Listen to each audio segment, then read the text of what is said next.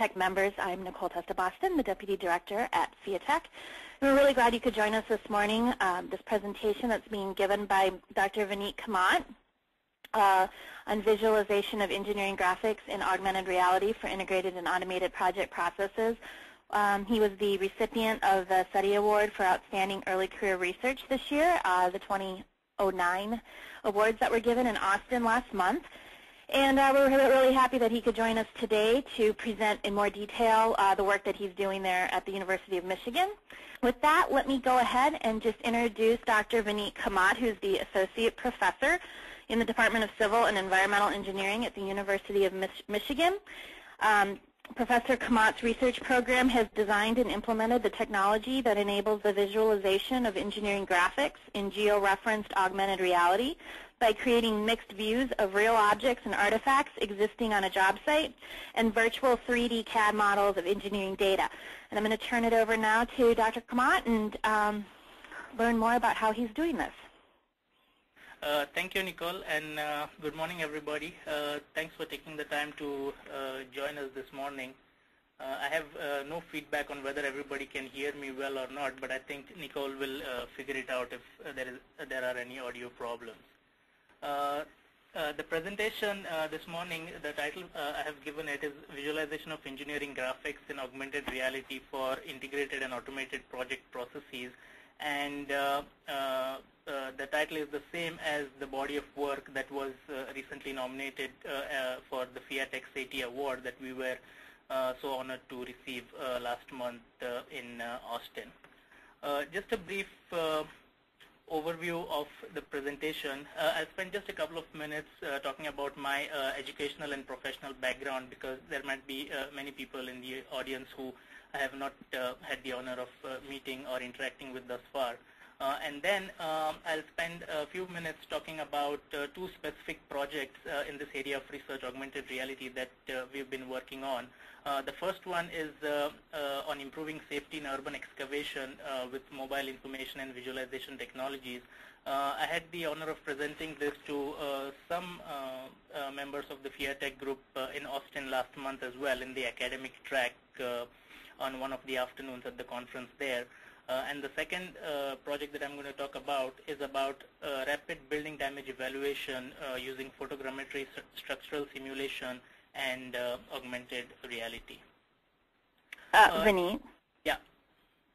I've got a few people typing in asking if you could speak just a little louder because I think they're on speakerphones. Okay. Is this a little better? It is. Thank you.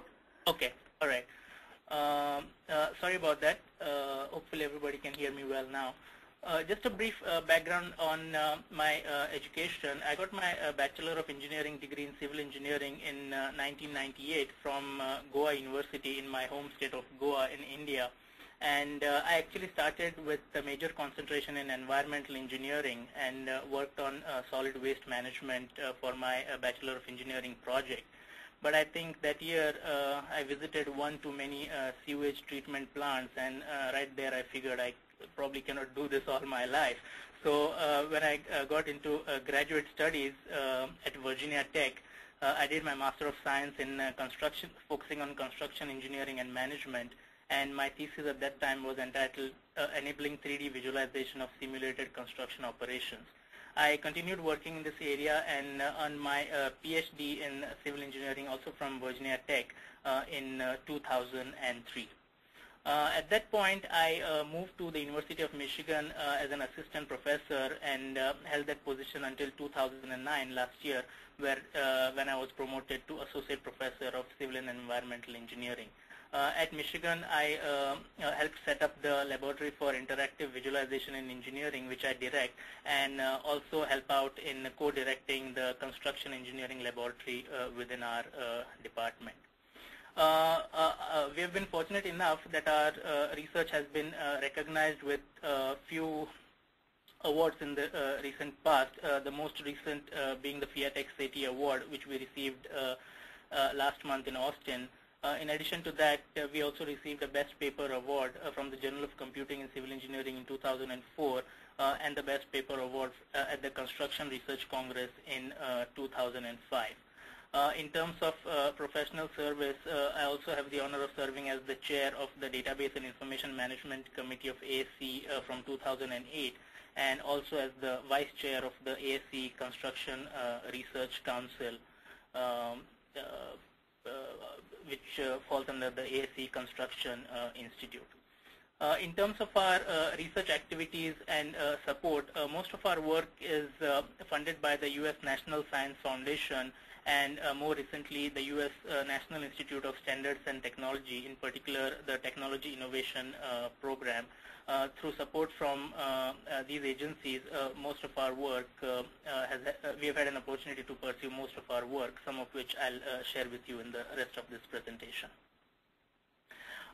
My research in general, my group's research has focused on computing in civil engineering and construction, and here on this slide I just list a few projects that we have worked on in the recent past, the first being the research involving the ability to simulate and visualize construction processes in 3D immersive virtual worlds.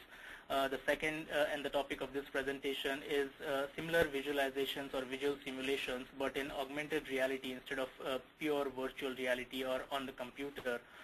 Another project we are working on and has been recently funded is about context-aware computing or location-aware computing, where we try to track the position, orientation, and other spatial parameters of a mobile user who has an engineering function, and try to use that tracked information to provide contextual information or data that he or she needs for making specific decisions at that particular time and place. The next project, which I'll talk about briefly in this presentation as well, is about using augmented reality visualization of GIS data for excavation safety. And the last project as well, which I'll talk about, is using augmented reality for building damage evaluation.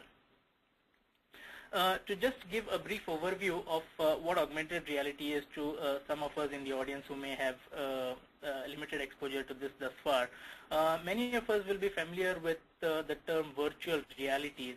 These are very much game-like environments where all the components in our visual simulation are CAD models, virtual objects that we can command their motion, their interaction with each other, how they appear, how they behave on screen, and can choose either to see such simulations on the computer or in immersive 3D worlds like a cave or some other form of immersive display.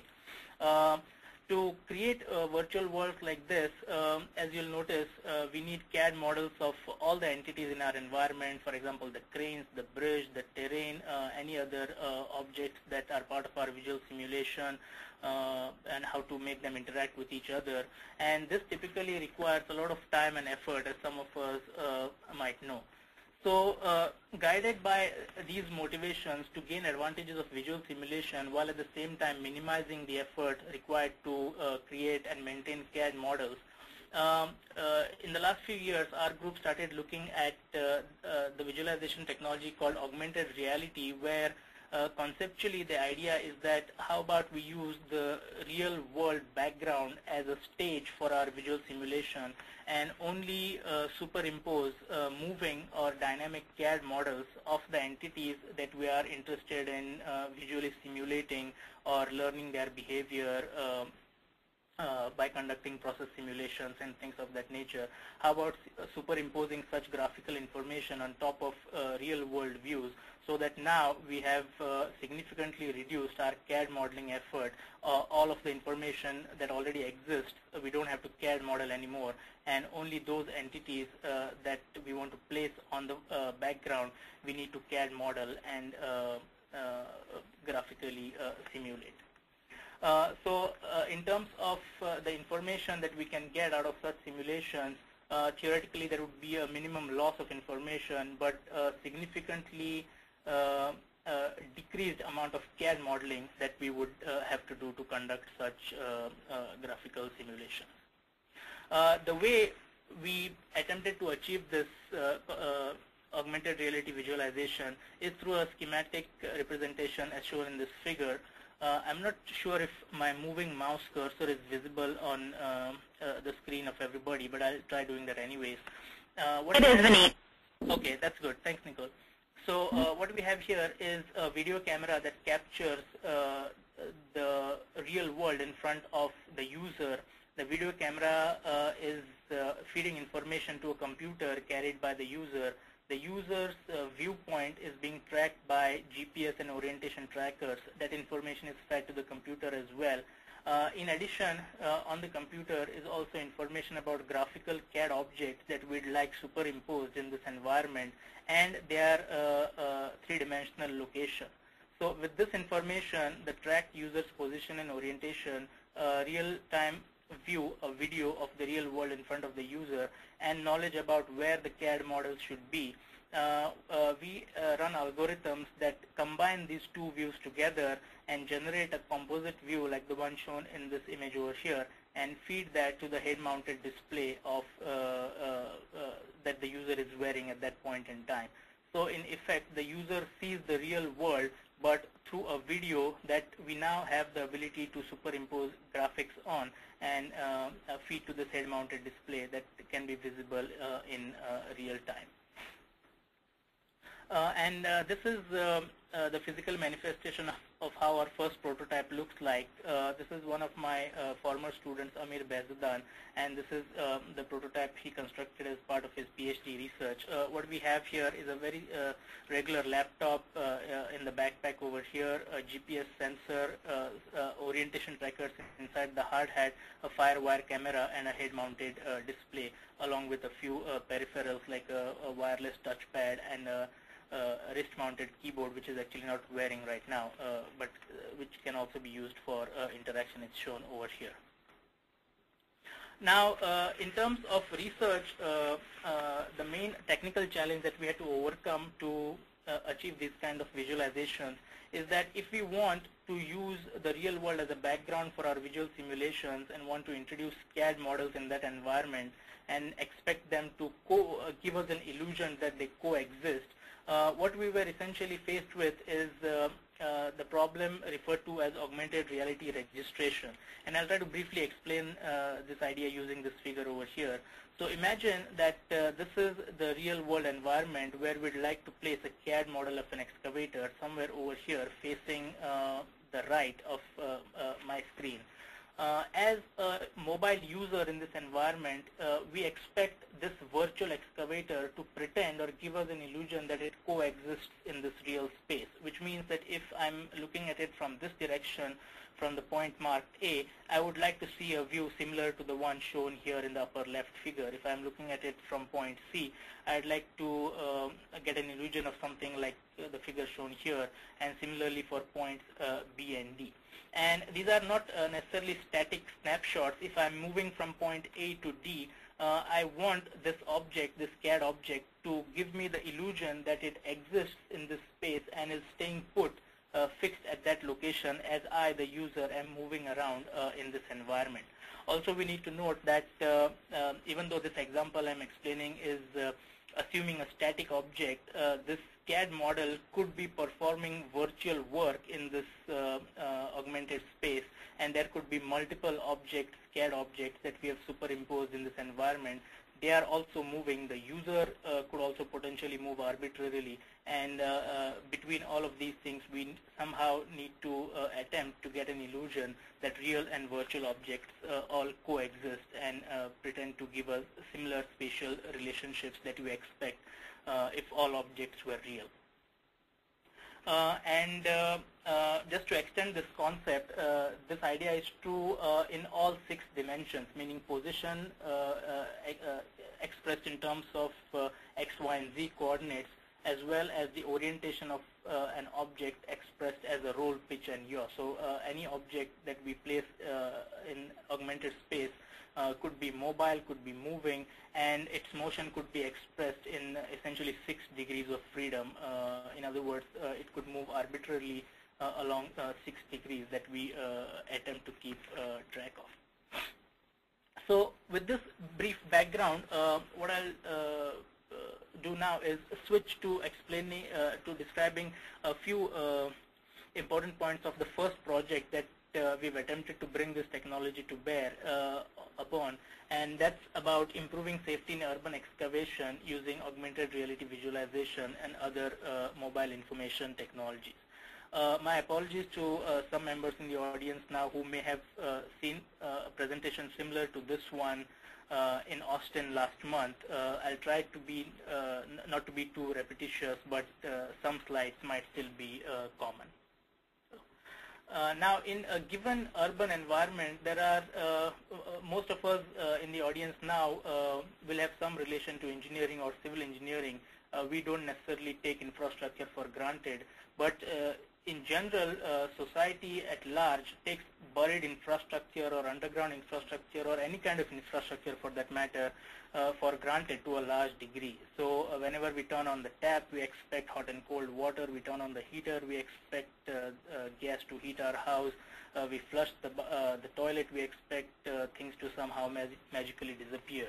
But all this is possible because of the dense buried utility infrastructure that lies underneath our roads, our sidewalks, or other areas of land buried by a few feet or tens of feet, sometimes just below the surface. So for example, in a typical urban setting, we have electricity, gas, water, sewer, sometimes petroleum or other kinds of pipelines, telephone, cable TV, and more recently fiber optic data, all of which could be owned by different companies, different agencies, and yet shares the space underground. So instances of excavators hitting such utilities and causing disruptions, injuries, sometimes deaths, and a lot of financial loss are very common in urban environments in the US and abroad, as many of you will know. Here's just a representative statistic that we looked up on the Pipeline and Hazardous Materials Safety Administration website. Of all the incidents, serious incidents that have caused breakdown in pipelines, for example, around 35% of them have been because of excavation damage. Another representative statistic from the recent past is for gas distribution. Excavation-related accidents have directly or indirectly contributed to 52 fatalities, 130 plus injuries, and significant monetary damage in terms of loss of property as well as loss of the actual gas lost in such incidents. Statistics for hazardous liquids distribution are also along similar lines, although luckily we have had relatively fewer fatalities in the recent past, but still a very high number of monetary damage. Now, many of us will also be familiar with the current way of mitigating such situations or preventing such accidents involving excavating equipment and buried utilities. In most states, there is a one-call utility location system that anybody excavating, be it a homeowner in their backyard or a contractor on the street or some other large owner on one of their projects, they're expected to call the one-call utility location system, and this agency in turn will go ahead and collaborate with all the owners who own buried utilities in that vicinity of the planned excavation, get plans and maps and drawings from those agencies, send out field locators, and to their best ability mark the locations of utilities on the ground using color-coded spray paint or stakes or orange flags and things of this nature. While this system has been documented to show a lot of improvement in the safety of such excavation, the main problem that still exists is that it still depends a lot on the excavator operator's memory and their spatial cognition. So for example, the moment the top layer of soil or asphalt in this case is scraped off, from that point on the location that was marked on the surface and keeping track of those locations is largely a function of how well the operator can remember those or continue to keep track of those, and there is no other visual reference available to the operator after the top layer is scraped off. So to mitigate this situation, using visualization and information technologies. The ideas we came up with is how about we bring to bear augmented reality visualization along with georeference data or geographic information system data about utilities that are buried in the vicinity of an excavator, and superimpose this information in the operator's view, regardless of whether the spray paint markings or the stakes exist or not, so that at all times the operator has in front of his or her view some visual reference idea of where a utility might lie, what are the salient features that he or she needs to keep in mind. For example, what kind of a pipeline or cable is it, how deep is it expected to be, from what data, is it paper drawings or a GIS that has been the source of the information that is being projected. So if you see here in this figure, we just have a schematic representation of what we call the uncertainty band. In other words, the red line is the theoretical location of where the pipe or the cable might be, but the green band is given the source of the data, maybe an old paper drawing, and the inherent difference that can be expected between as built and as documented and as archived drawings. The green band represents a sort of uncertainty parameter saying the pipe may lie anywhere in this band. And obviously, the more uncertain the source of data, the wider this band will be. If the source of data is a well-documented as-built GIS, then maybe the width of this band is close to the width of the pipe itself, for example. So just to put all these concepts together, I'll use this slide to explain how we expect these will come together. In terms of augmented reality, we use a similar concept to the one I explained in the first part of the presentation. We will track the user's viewpoint, in this case either the operator's viewpoint or the spotter's viewpoint on the job site outside of the operator's cabin.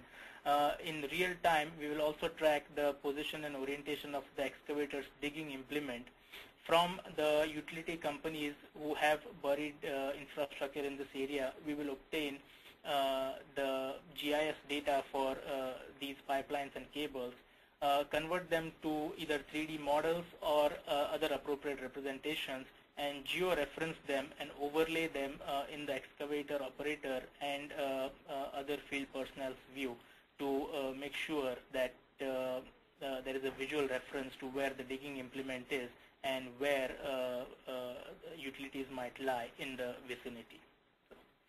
The next step that we are currently working on in this direction is to, in addition of to having a visual reference and show in augmented reality where utilities might lie in the operator's view, we are also working towards having an active collision avoidance system in place. What this means is we are working towards tracking in real time in 3 dimensions the position of the excavator's digging implement, for example, the teeth of the bucket in this case, and having a representation of this working excavator in a virtual world running in the background that also has 3D representations of the pipelines and cables that lie in the vicinity. So in other words, we are tracking in real time A, where the excavator is, and B, where the buried utilities are. And independent of whether the operator is looking at this visualization or not, we can run geometric collision detection or proximity queries so that if the teeth of the bucket come within so many feet or so many inches of where we think the infrastructure lies buried, we can raise an alarm that in turn can be fed to the operator, and he or she can use this information to visually confirm what is being communicated to him, or otherwise take any appropriate action that may make sure this is done safely. So the main technologies that we are combining to realize this idea or system, if you will, are geographic information systems like we talked about earlier, global positioning systems, and tilt sensors mounted on an excavator, augmented reality visualization, and last but not least, geophysical technologies such as ground penetrating radar, which I'll briefly introduce towards the end of these set of slides.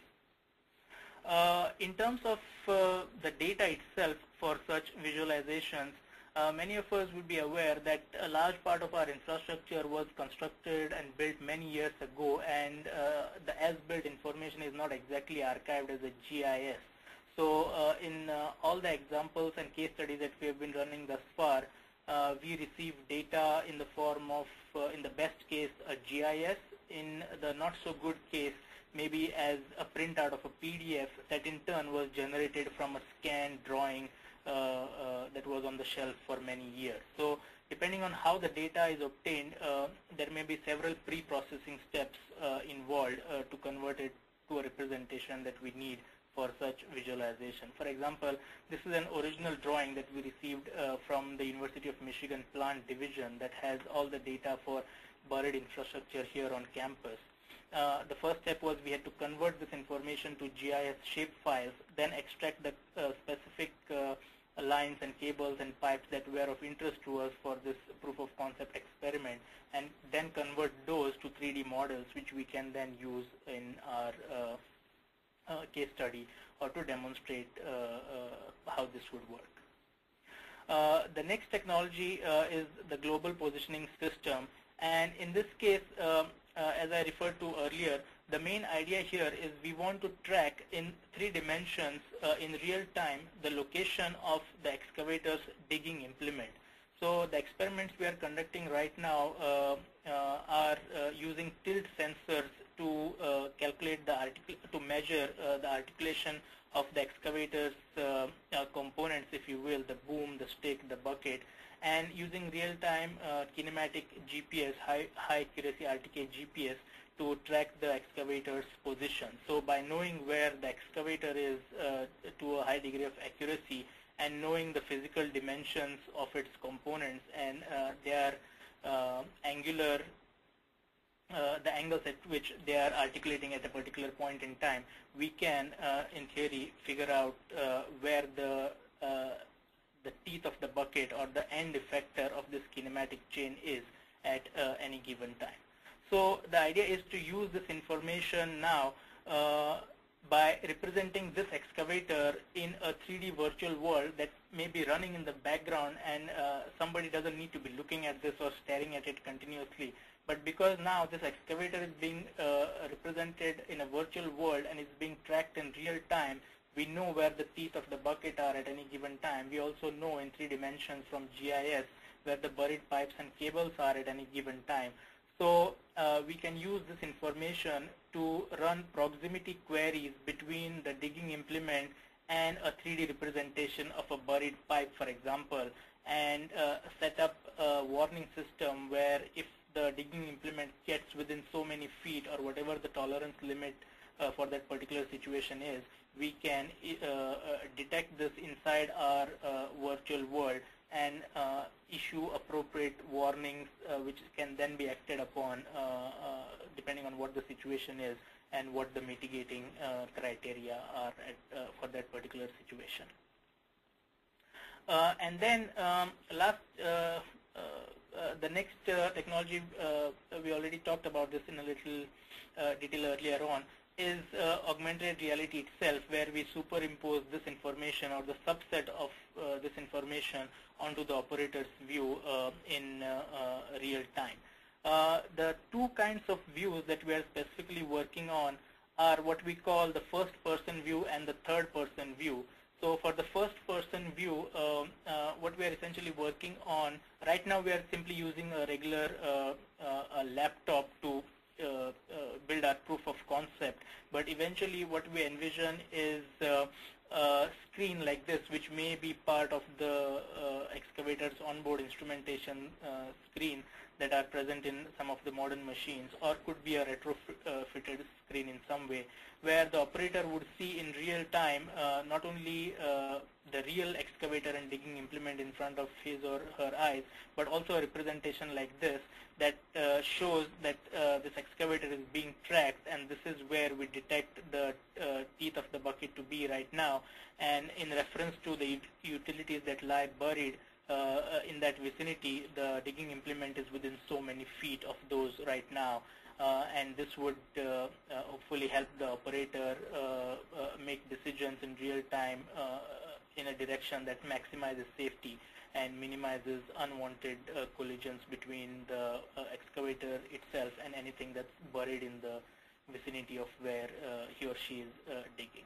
And the corresponding third-person view would be something like shown in this figure on the right over here, is the operator sees a view similar from his or her vantage position, but a third person, field personnel or superintendent or foreman could also see where major lines are buried, where the excavator is operating right now, and come up with some ideas on how this excavation should proceed or made more efficient. So there's one point that I didn't have an extra slide, so maybe we can go one step back. In addition to all these technologies that we are trying to bring to bear, there is another set of geophysical techniques that we are also looking at. Geophysical techniques are certain instruments that give us a physical confirmation or some idea based on physical characteristics of whether what we expect to be lying underneath actually exists there or not. So for example, ground penetrating ADAR is one such technology where we send radio waves pointed towards the ground, and depending on the signature of the waves that reflect back, experts in this technique can tell with some certainty about what material the pipe or cable that lies underneath is, and how deep or how shallow this cable might be.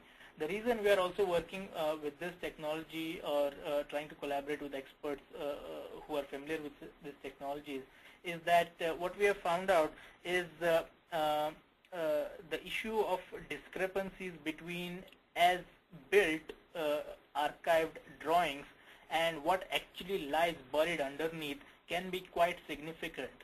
So for example, we've been working with Detroit Edison energy company here in the vicinity of Ann Arbor, Michigan, where I'm located, and they have miles and miles of electrical conduits and cables and gas pipelines buried in this area. And depending on what the age of these utilities are, they either have paper drawings or they have a very accurate GIS data that correctly represents as-built information. But some information, typically one that is old, doesn't necessarily correspond one-to-one with what really lies buried underneath. So in conjunction with all these technologies that we are trying to bring to bear, and which rely on the fact that there is some one-to-one correspondence between what the GIS says and what actually may lie buried underneath, to physically confirm this to be the case, we are using these geophysical technologies so that we can get a physical confirmation that yes, if the augmented reality visualization is saying that based on everything we've computed, there may be electrical cable somewhere over here, maybe a ground penetrating radar can confirm or deny that. If it confirms, that would be the ideal case, but if it does not give us the physical confirmation, then maybe there is some discrepancy, some serious discrepancy beyond the uncertainty band that we talked about earlier about what the GIS tells us and where the cable or the conduit is actually buried. So that's one area that we are trying to look at to physically confirm the locations of utilities that we are interpreting passively from georeferencing and GIS archived data. So in summary, once again to wrap up this part of the presentation, what we're doing is developing technologies to track an excavator's digging implement in real time, so we know exactly where it is located in 3 dimensions while it's digging, and using 3D GIS buried pipeline or utility data to coincide with this tracked excavator, so we can run proximity queries between these two and know in real time what is the physical location or proximity between these two entities that are operating in the same environment.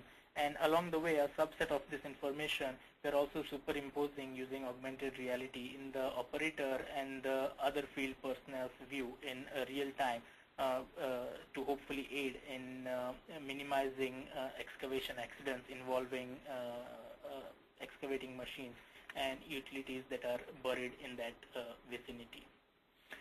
Just to recap our motivation for pursuing ideas in this project, many of us know, many of us in the audience will be owners, contractors, maybe utility providers, insurance companies. I know I met representatives from all these groups down in Austin last month.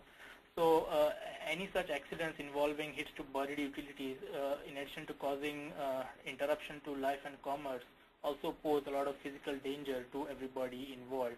And more importantly, the costs of such accidents are borne by everybody directly or indirectly involved: contractors, sometimes the locating companies, the utility providers, insurance companies, the taxpayers at large, and business owners. So for these reasons, we were particularly motivated that this is a long-standing problem that deserves our time and attention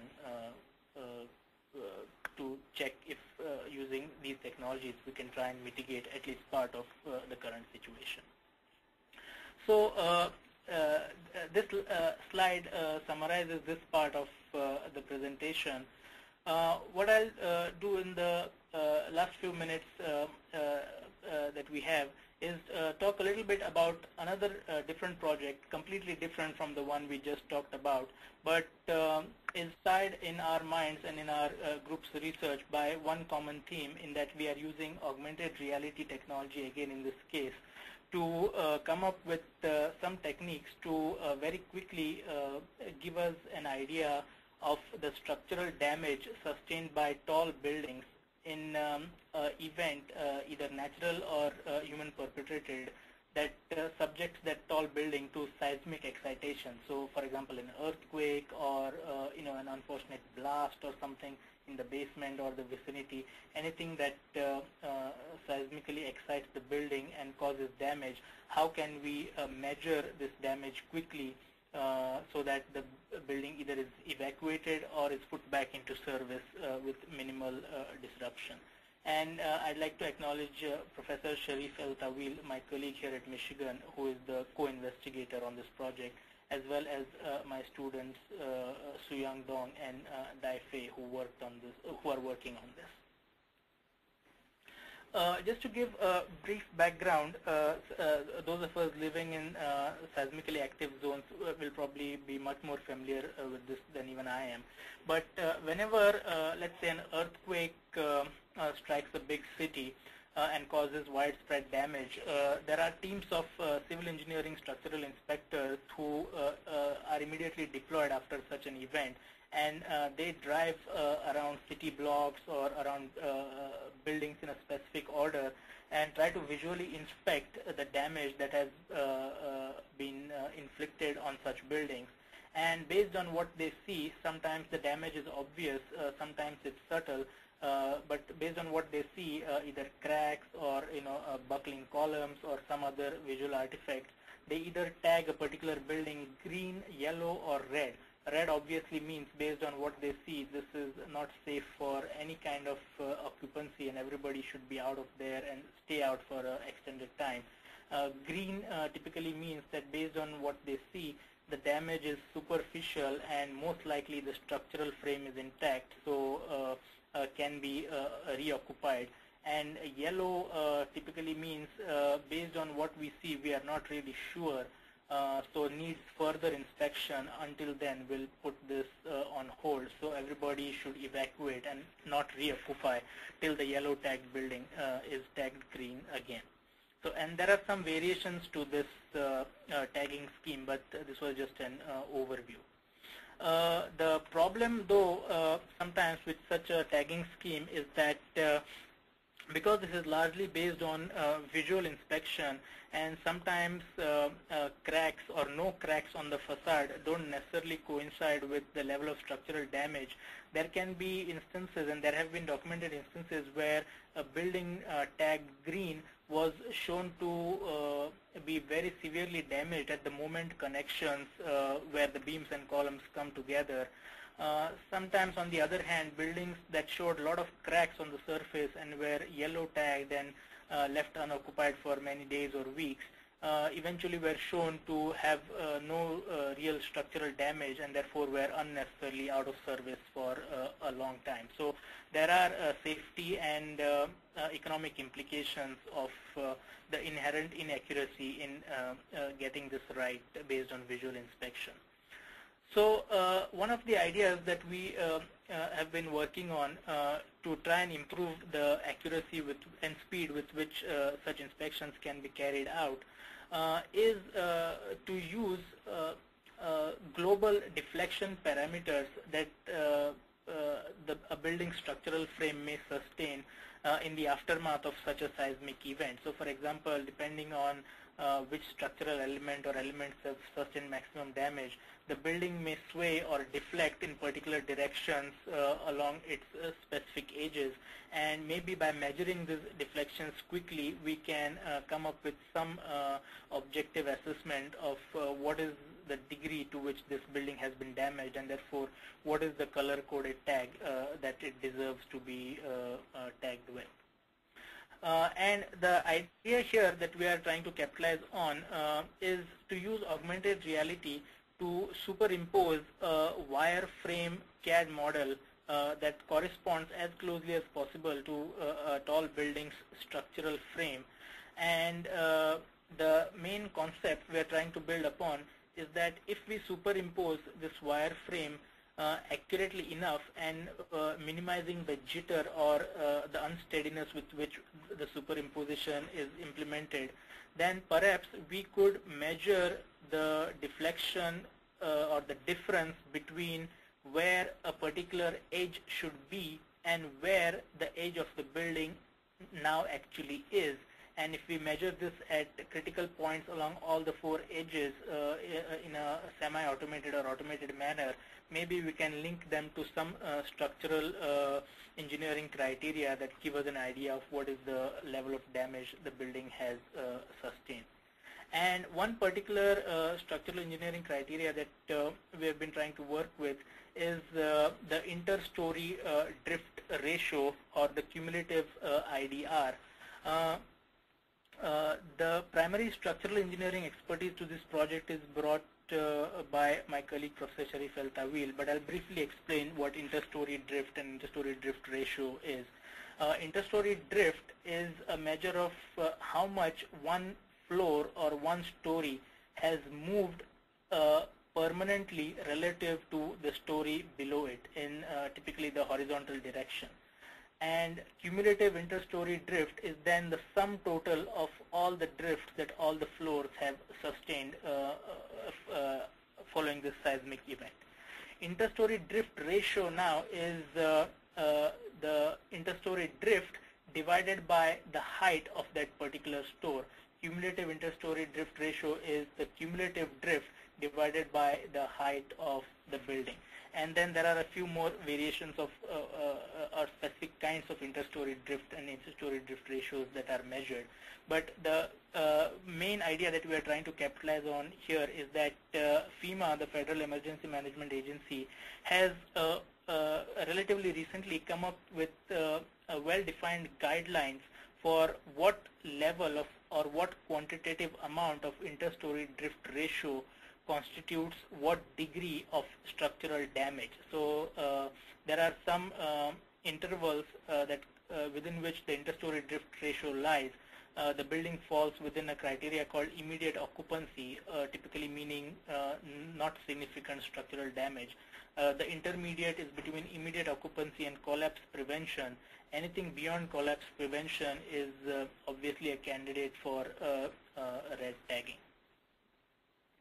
And the idea here is that if we use augmented reality to measure this interstory drift and interstory drift ratio, we are also working in parallel on transmitting this modified shape of the structural frame onto clusters of computers where we could run detailed finite element models or structural simulations and try to predict as quickly as possible what might be the expected behavior of this building over time, given that such and such element has sustained damage, and this is now the shape of the structural frame. Given this information, which we can transmit to offsite locations, whether we can run a detailed simulation that will tell us what the likely outcome of this building is going to be over time. So to test these ideas, one of the early experiments that we did was in the structural engineering laboratory on a scaled specimen of a wall element. What we did here was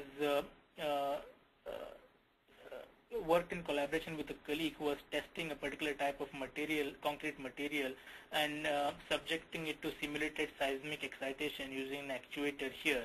Our goal here was to superimpose a wireframe CAD model of this wall element onto this specimen, and first make sure that they are well coincided, and then after the specimen was seismically excited and had sustained damage, what we did was measured the deflection between where the specimen was or is supposed to be and where it now actually is following this seismic event. And in this small-scale experiment, we found out that the computed average top drift over here was 51 millimeters, and the actual displacement from the actuator readings was 44 millimeters. So encouraged by the relatively promising results that we got here, we started working towards these ideas on a larger scale with real buildings. And just to give everybody an overview of how we are trying to implement this on real buildings, one of the criteria here is that first of all it has to be quick, and second of all it needs to be relatively automated, or at least semi-automated, because the idea is that this would be done and hopefully can be done in a reliable manner in what can be a potentially very chaotic environment after an earthquake, or worse still, an explosion or something like that.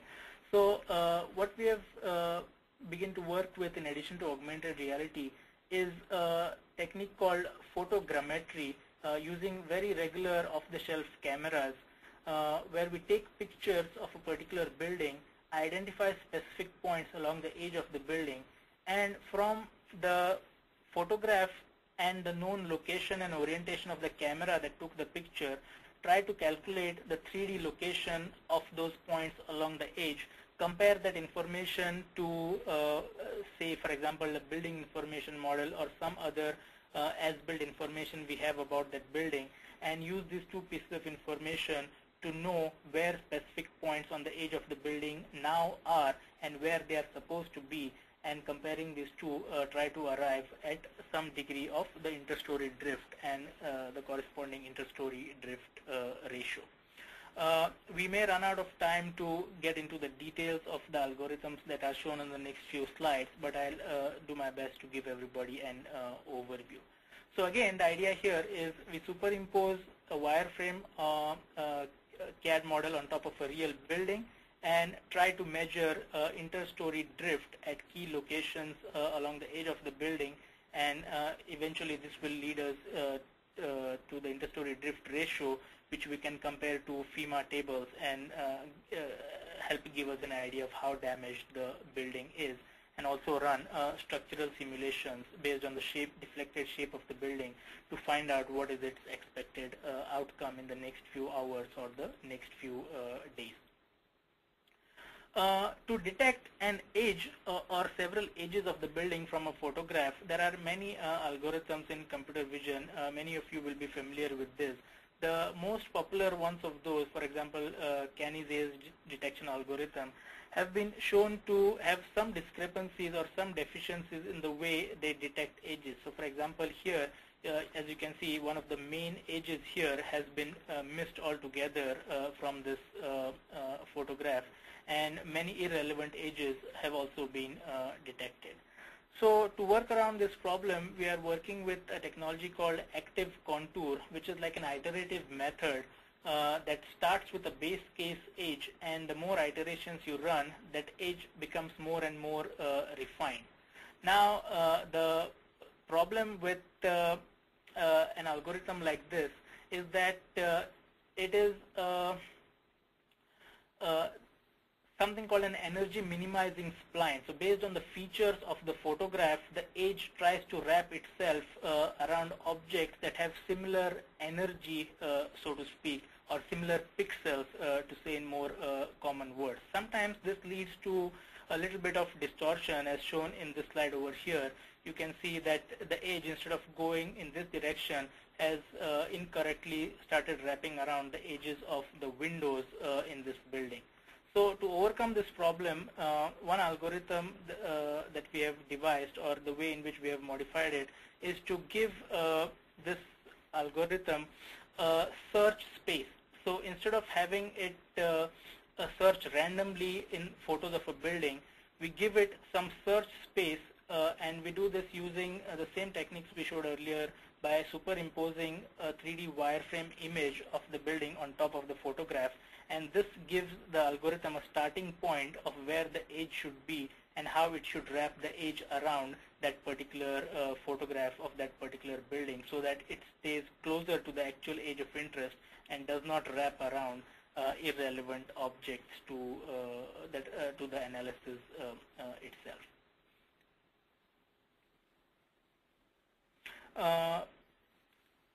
The way we achieve this in reality is by defining the width of this search interval, again using augmented reality. So instead of giving the algorithm one edge necessarily, we give it a search interval and tell the algorithm search within this space for the edge that is of interest to us. And this dilated contour neighborhood, as we like to call it, serves as the base case for the edge, which iteratively keeps getting refined more and more. I'm not planning on reading any of the equations in the next few slides, but I'll just very briefly explain the idea that we are trying to capitalize on here. What these equations represent is the relationship between a three-dimensional point in the environment and its corresponding two-dimensional location on a photograph. And the relationship here is that it depends on where the camera is, what are the characteristics of the camera that took the picture itself, some calibration parameters, and the rotation matrix, how the camera itself is oriented. So using this information now, the idea is that if we take a photograph of points that obviously are represented in the real space in X, Y, and Z, how can we get two-dimensional information for them from them using only photographs that may be taken from known positions, but not necessarily pre-planned positions along the way. And this is just a breakdown of those equations. Again, I was never planning to read this, but the idea here is that we want to know what is the rotation matrix, or where is the camera located and how is it oriented while taking this picture, what is its focal length, where is the camera itself located, what is the perspective center of the camera, and a few other features of the camera that we can calculate through calibration. And if we know 9 out of 10 things in these equations over here, the 10th parameter, which is the three-dimensional location of the point in real world, can be deciphered or interpreted. So these are the parameters that we can get by knowing the orientation of the camera, and to achieve this we are using a magnetic orientation tracker mounted on top of the camera. This is just a first generation prototype. Right now we have a camera that has a built-in orientation tracker that tags position and orientation information to a JPEG file when every picture is taken. The second parameter is the position of the camera itself when it clicks a picture. We tried our first prototype with RTK GPS, but other techniques could be used as well. These other parameters here come from calibration of the camera itself, the focal length, the center of the image plane, and other camera's properties that affect distortion and other artifacts when an image is taken.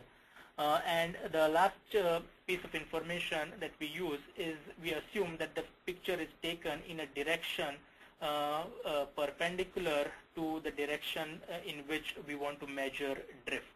So if we know all these things, we are then able to basically translate from a photograph's two-dimensional space to the actual point's three-dimensional space on the building, and use that information to compare with the as-built or as-existing wireframe CAD model from Building Information Modeling or some other CAD source, and compare the two to get the inter-story drift.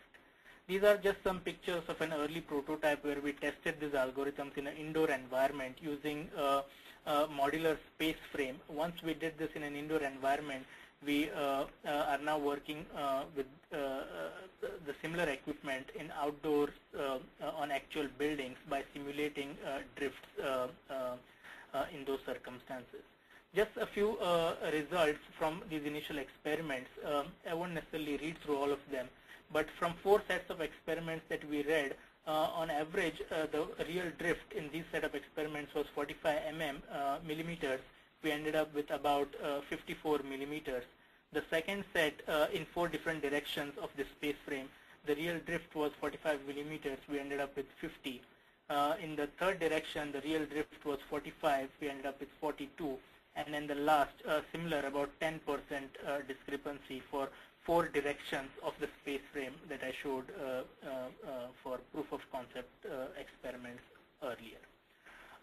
So to summarize this presentation, and I know I'm very close to finishing time here, most of our research has focused on investigating how we can apply information technologies and specifically visualization technologies, virtual and augmented reality, to problems being faced in construction, engineering, and other fields of civil engineering, and how we can bring these technologies to bear to hopefully make things more efficient, more safer, and maybe in the long run more cost effective or more economical.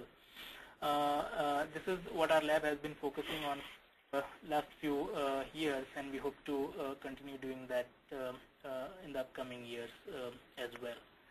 So I would like to thank everybody for joining this presentation, the U.S. National Science Foundation for funding our research, DTE Energy Company for so enthusiastically collaborating with our work, and last but not least, FIATech, and in particular Nicole, for putting all this together and making it work so seamlessly. Thank you. Well, thank you, Vineet. And we are just about out of time, but I wanted to check with you. Do you have a few minutes to take a few questions for those who want to stay on? Oh, yeah, absolutely. Okay. All right. Well, I will. I'll forward some of these questions to him. For those of you who do need to drop off here at 12, I just want to thank all of you for joining us and remind you that we have and are recording this webinar, and we'll be posting it in the media library on the FIATech website later this week. So check back there, and you can get a recording which will synchronize both the slides and the audio. So thanks again, and thank you very much, Vineet. And I'll ask a few questions that have come in now in the last hour. Someone would like to know why not use laser grammetry instead of photogrammetry being used to determine drift? Laser grammetry could certainly be used, and in fact, one of the techniques we are trying to do this, pursue the same ideas, is using a LiDAR camera. One of the concerns we had when we talked to the Michigan Urban Search and Rescue Agency, MUSAR, here while trying to define the objectives for this project, and we proposed laser scanning as one of the methods. So they thought maybe laser scanners, at least the ones that were of the required accuracy at that time, might be more cumbersome and more heavy to lug around for such an application, and they wanted something that like fits in more seamlessly with their existing process. So that's how we started using photographs. But LiDAR cameras, laser scanning are obviously all good candidates for extending these ideas further. It's a very good question. Great, thanks. Have you considered using 3D cameras to derive a first approximation of the building edges? Yeah, so using LiDAR cameras, that's what we are trying to do. The problem we've been having, and maybe some of the members in the audience can help guide us in the correct direction if we've missed something, is many of these LiDAR 3D cameras have a relatively short range. So the one that we are working on now is certified, or at least claimed to be accurate for only about 7 to 10 meters. And from initial experiments, we are still having trouble getting accurate readings even within that range, maybe 3 to 4 meters in proper lighting conditions. But anything beyond that is a little difficult to get right now with 3D cameras. Let's see. Who develops the accurate models of the excavating equipment? That's a good question. There is no limitation on who can develop this. In our proof of concept experiments right now, we have a few CAD models of a representative set of excavators that we know we have access to. We got them from, in one case, from Caterpillar, in one case from John Deere. In some cases, like we didn't have a particular model of a small excavator that we tried this on. So we just measured it and created a very rudimentary CAD model ourselves. So there really is no limitation on where we can get a CAD model of the excavator from, or how visually attractive it needs to be. What we are really interested in is that the lengths of the kinematic links, that is the length of the boom, the stick, the bucket, the width of the cab, its location on the crawlers, its degrees of freedom. If all these are correctly represented, then we could use this for the intended purpose. Okay, thank you. How do you determine the width of the search interval? How is it related to the range of drift you expect from a tall building? And what if this width turns out to be larger than the expected drift? Let me see. Let me try and break down the question. Right now, in all the experiments that we have done, they have been in a controlled environment because we needed the ability to inflict drift, so we can check if we can measure this or not. So all the experiments that we did where there was actual drift have been on our space frame that we constructed, and that space frame is notched, so we can induce specific amounts of drift in a very precise manner. We haven't had an opportunity to try this out on a real building that has actually sustained damage. And I know and expect that we will have a lot of discrepancies between what we can actually measure and the ranges in which we expect these to be and the ranges in which the values we actually get them. But generally speaking, what we are trying to do is first of all determine the direction of seismic excitation, and this information is available, for example, for an earthquake, like in a few seconds after the particular event. So we generally have an idea about the direction in which the building has shaken or will shake, and therefore in what direction the expected drift or deflections are going to be. So if we take a photograph in a direction perpendicular to the expected or known direction of acceleration, and we have the 3D coordinates of specific points along the edge of this building from a building information model or some other form of CAD data in its undamaged state, by knowing the location and the orientation of the camera that took the picture, more or less in the same orientation that is perpendicular to the direction of motion, we try to find out the 3D location of those points from those photographs and compare to the building information model as to where they should be. So how accurately we'll be able to do this, and whether we will be able to pursue this idea further to a point where we get the desired accuracy, I think we will be able to tell with time. But right now, we have done the experiments in a controlled environment where we know beforehand that we have tightened the notches on our space frame, and this is the drift. Now let's try and measure this using our algorithm as though it didn't know what the drift was. I'm not 100% sure if I answered the question in its entirety, but I'll be happy to elaborate more either now or later. Okay, and this question came from the same person who said, is there a link between the utilities database and the actual excavator's operation 2A? In other words, can the existing underground utility database be corrected based on actual conditions that an excavator faces on the job site? Right. That is one of our intended goals, that there be bidirectional communication. Now, how this shakes out administratively is like outside the scope of our work, but technically we are working towards a database where our application, in this case, can not only read data from GIS, but also can put back data into a GIS.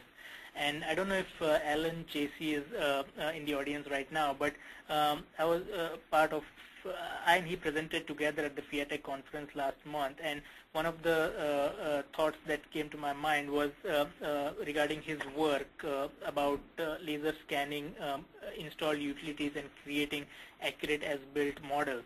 So if a utility owner has a GIS database that we can scan models in this fashion and upload this information so that at any given time the database is current, or if the excavator operator sees something different than what the original GIS tells it, he or she somehow can represent the correct information and feed it back to the database. So technically this is possible in our application, but because different people own the data, different people can read part of the data, and different people can modify a subset of the data, how this will work out administratively is something that will have to be figured out. And perhaps FIATEC members or a group of members, if they would be willing to participate with us on this project and give us test beds or case studies where we can try and implement this in practice, that would be fabulous. Okay, final two questions. I was wondering, I wasn't, but this individual was wondering if you have experimented using the information overload and any adverse effect applied by the wearable glasses which overlay the CAD information onto the real-world environment. For example, any problems focusing or having different focuses or headaches, etc. Yeah, these kinds of problems are common in any kind of visual simulations. For example, I am personally very susceptible to motion sickness. So even though we do all this in our research, there is very little time I myself try to play around with it, because if I get lost in a game, I lose my orientation. But what I found out is that with a little practice, there are people who get used to this quite a bit. And then again, it depends on what kind of augmented reality one uses. For, in all the experiments we have done thus far, we have used a variation called video see-through augmented reality, which means my eyes are completely occluded with the head-mounted display, and even though I see the world in front of me in real time, it's not the real world, it's the video of the real world coming through the computer. There is another variation of augmented reality which is not video see-through, but it's called optical see-through. So this is more like wearing, like a set of safety glasses. You see the real world with your own eyes, and using a combination of mirrors, graphical information is superimposed on those glasses to achieve augmented reality, and that is shown to be more or less susceptible to issues like motion sickness and headaches and things like that. The problem with that is it's a lot more expensive than video see-through. So thus far we have not experimented with those. But these are real concerns, especially with the fully occluded augmented reality, motion sickness and things like that. Okay, well, great. Thank you very much, Vineet, and thanks for everyone for staying on for an extra 10 minutes and sharing the hour and 10 minutes with us this Tuesday. Like I said, we will be posting the recording of it in our archives in the media library later this week, and you'll be receiving an email from us with our contact information as well. So thanks again. Have a great day, and a big thank you to Vineet. Sure. Thank you, Nicole, and thank you everybody in the audience. Bye-bye.